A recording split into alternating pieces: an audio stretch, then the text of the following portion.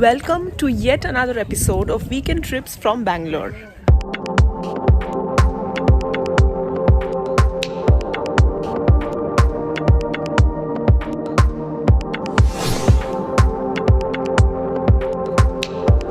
Mysore is close to 150 kilometers from Bangalore with a journey time of 4 hours by bus and 2 hours by train. I came by bus, reached in the afternoon, took a small walk around the places nearby,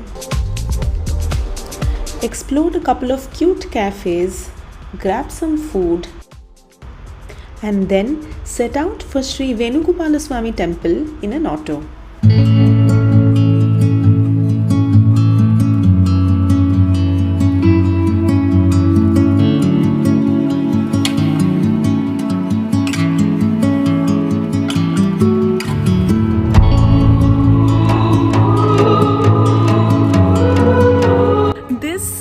Venugopalaswamy temple, which is almost 700 years old, and it is not located within the city premises of Mysore. It is around 25 to 30 kilometers away from the main city, and you have to go through a little off-roading also to reach this place. But once you reach, it's so vast and beautiful that you will definitely appreciate it. Temple was completely submerged underwater because of the construction of the KRS dam, and later it was resurrected and relocated to a place which is around 500 meters from the original place, and here it is. This is the reconstructed part of the temple. There were numerous individual temples inside, quite a sight to watch, but unfortunately photography was not allowed.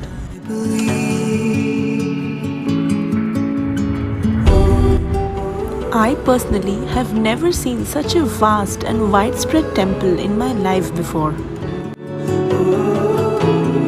It's an absolute must visit when in Mysore. Lights falling too fast, I know if I'm ready. You're a gleam, it's all I've got, so rise over my...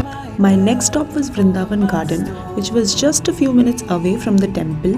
By the time I reached, it was already evening. Go, 'cause I don't know how to be sure. Also, it was too crowded, so didn't really spend a lot of time there.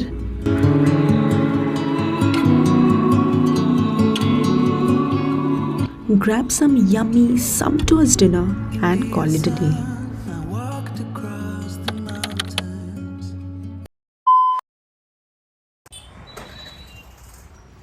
Started the day late after checking out from the hotel, and now I'm headed to a church, the most famous church of Mysore, which is right opposite to the place where I was staying.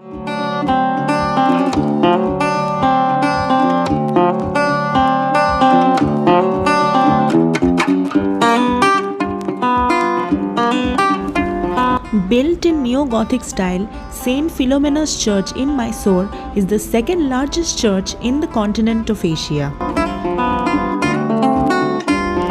As I walked around, I was amazed by the grandeur and what a stunning piece of art it was.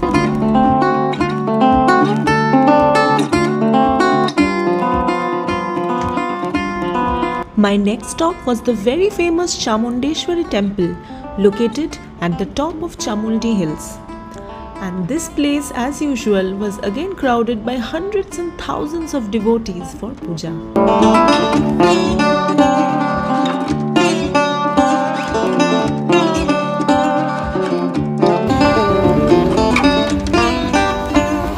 After Chamundi Hills, I've come to the Wax Museum of Mysore. Here they have the wax statues of all the eminent personalities of India in historical as well as contemporary era.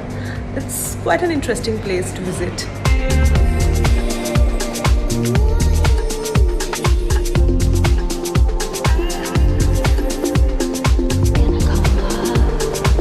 The famous star of Karnataka.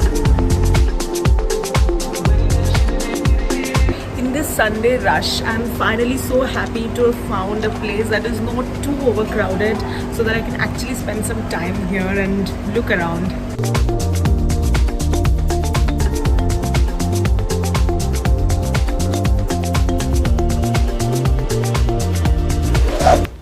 This place was my auto driver's recommendation.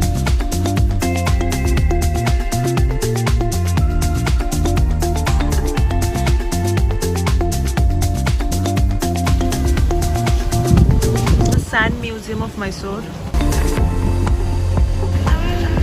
It's incredible to see these huge structures of sand that they've built and all the carvings. Perfect. The dedication and perseverance that has gone into making these structures left me spellbound. I thoroughly enjoyed my time here. And then went for some fish spa to treat my feet.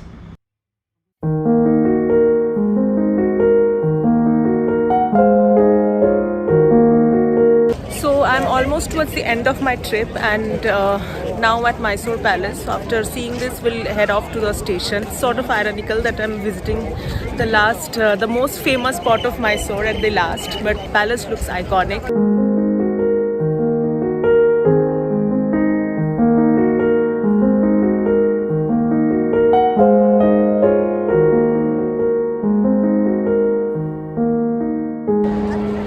It's a Sunday today, so as usual the place is flooded with people, so I decided not to go inside as it's too crowded. I'll rather wait outside and wait for the lights to go on at 7 o'clock in the evening.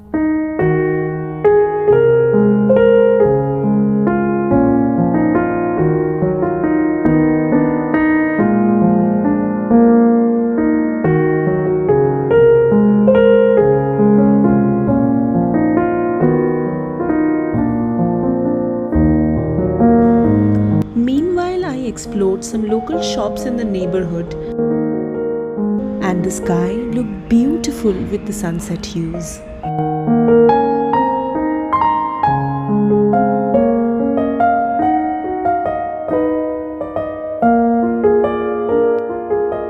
So I didn't quite wait that time. I instead explored some local shops to try some Mysore Pak, and now I came back in the evening and the palace is totally lit up.